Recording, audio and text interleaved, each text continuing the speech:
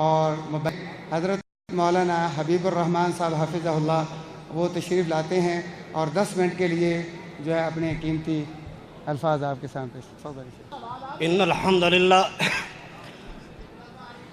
والصلاة والسلام على من لا نبی بعد اما بعد فاعوذ باللہ السمیع العلیم من الشیطان الرجیم بسم اللہ الرحمن الرحیم لقد كان لكم في رسول الله أسوة حسنة۔ مجاہد صاحب کا حکم ہے یا محبت اللہ یا محبت رسول پہ کچھ کلمے کہہ دیں۔ میرے خیال میں اللہ تعالیٰ کے ساتھ محبت کے متعلق ایک دو باتیں عرض کر دیتے ہیں۔ ارشاد باری تعالیٰ ہے انما ولیکم اللہ ورسولہ، اے لوگو اللہ اور اس کے رسول تمہارے بہترین دوست ہیں۔ دوستی کرنی ہے، محبت کرنی ہے تو سب سے پہلا دوست اور محبوب کون ہے؟ اللہ تعالیٰ۔ اللہ تعالیٰ سے محبت کرنی چاہیے۔ کیوں؟ اس لیے کہ خالق کائنات ہم سے محبت کرتے ہیں یا نہیں؟ نبی علیہ السلام فرماتے ہیں، صحیح بخاری اور صحیح مسلم کی حدیث ہے، نبی علیہ السلام بیٹھے ہوئے ہیں، جبرائیل امین آتے ہیں اور آ کے کہتے ہیں اے اللہ کے رسول جی، آپ کی پیاری بیوی حضرت خدیجہ یہ برتن لے کے آ رہی ہیں، ان کو اللہ تعالی کی طرف سے سلام پیش کر دیں۔ میں آیا ہوں اس لیے کہ خالق کائنات نے بھیجا ہے کہ جاؤ خدیجہ کو میری طرف سے سلام کہہ کے آؤ۔ محبت ہے یا نفرت؟ خالق کائنات اپنے مخلوق سے محبت کرتے ہیں، ہمیں بھی اس سے محبت کرنی چاہیے۔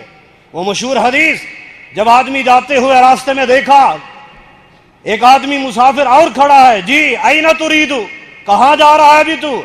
ہاں جی ان لی اخن فی ہذہ القریہ، اس بستی میں میرا ایک بھائی رہتا ہے، اس سے ملنے جا رہا ہوں۔ کوئی لین دین ہے، کوئی قرض ہے، کوئی دنیاوی کوئی تجارتی معاملہ نہیں، صرف اور صرف اللہ کے لیے محبت ہے۔ وہ اللہ کا نیک صالح بندہ ہے، اس کی ملاقات کے لیے جا رہا ہوں۔ اس نے کہا پھر سن، انی رسول اللہ الیکا، میں خالق کائنات کی طرف سے قاصد بھیجا گیا ہوں، خالق کائنات نے مجھے بھیجا، جاؤ اس میرے بندے کو کہہ کے آؤ تجھے میرے دوسرے نیک صالح بندے سے مجھ اللہ کے لیے محبت ہے تو میں خالق کائنات تجھ سے محبت کرتا ہوں۔ حضرات اسباب دیجیے، خالق کائنات انسان سے محبت کرتے ہیں، کیوں؟ ہمیں اس سے کیوں محبت کرنی چاہیے؟ ہاں اس لیے یہ انبیاء کا وطیرہ ہے، انبیاء نے خالق سے محبت کر کے دکھائی، صحابہ نے محبت کر کے دکھائی، اور ہمیں بھی اللہ تعالیٰ سے محبت کرنی چاہیے۔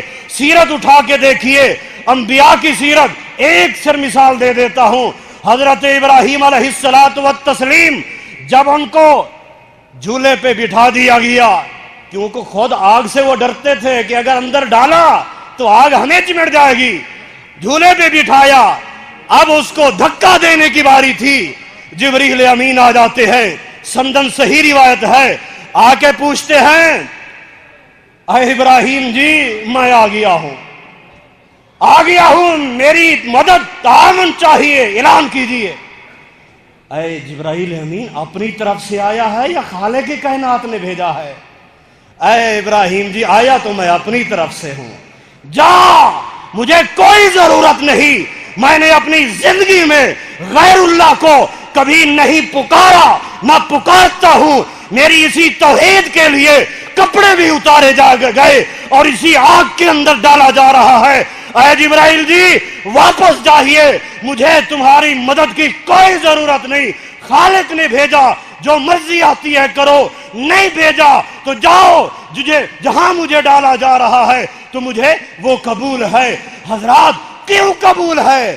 میں اپنے دوست کی دوستی نبھا رہا ہوں، دوست نے آرڈر کیا ہے تو کرو کچھ، نہیں آرڈر کیا تو میں اپنے دوست کی دوستی نبھا رہا ہوں، میری اس دوستی میں خلل نہ ڈالو۔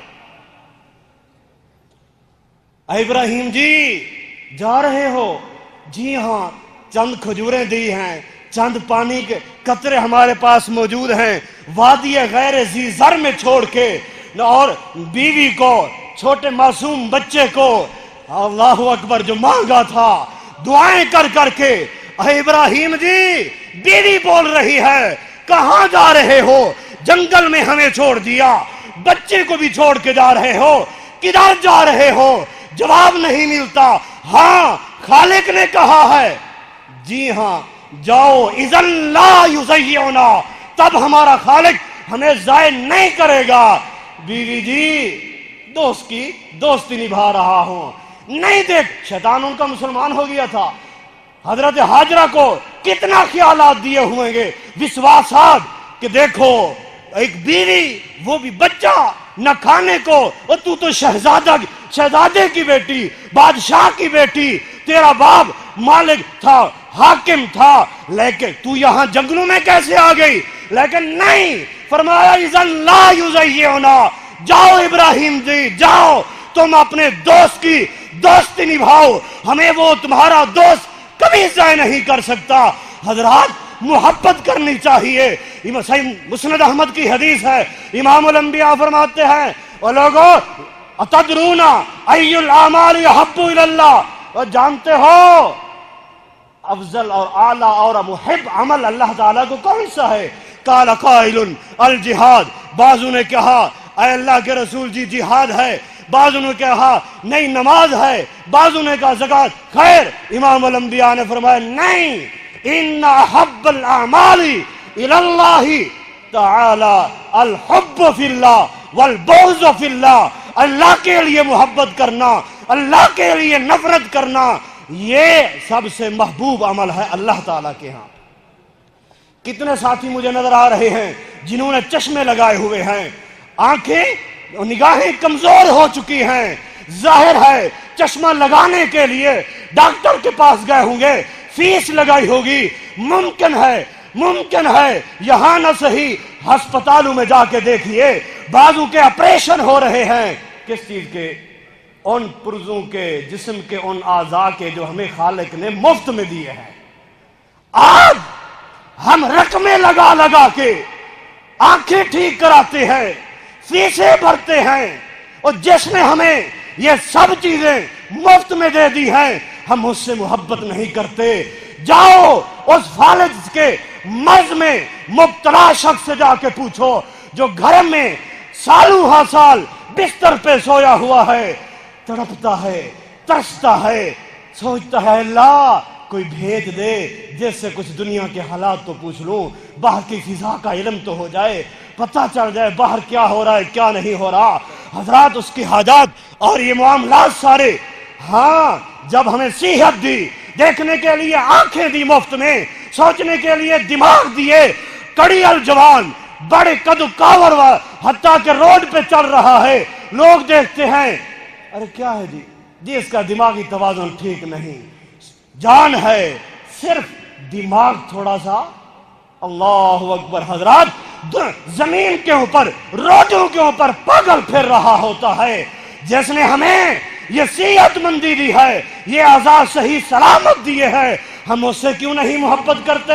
اور یاد رکھو یہ امام الانبیاء کا فرمان ہے، موطا امام مالک کی حدیث ہے، وجبت محبتی، وجبت، میری شفاعت واجب ہو جائے گی ان لوگوں کے لیے جو میرے اللہ کے لیے محبت کرتے ہیں۔ بعض روایات کے الفاظ ہیں جنت واجب ہو جاتی ہے جو اللہ کے لیے محبت کرتے ہیں، اللہ کے لیے خرچ کرتے ہیں، اللہ کے لیے ملاقات کرتے ہیں، زیارت کرتے ہیں۔